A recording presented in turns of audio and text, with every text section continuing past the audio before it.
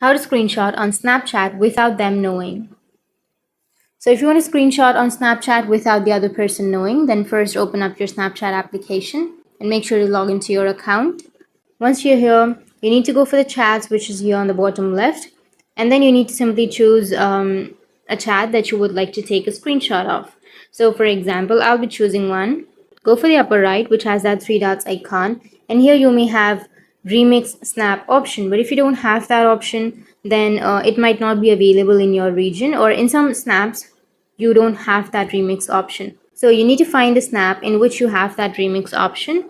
So if you have the remix option, then you can simply tap on remix, and you will have the snap. And then once you have the snap, you can simply keep your Snapchat on your background, and then you can simply take a screenshot like this. But if you don't have that remix option, then you can simply open up the chat and then keep that in your background and take a screenshot. But I'll show you another trick. If you're using Android devices, then you can go and screen record that snap, because in Android phones, if you screen record, it won't notify the other person that you've recorded the screen.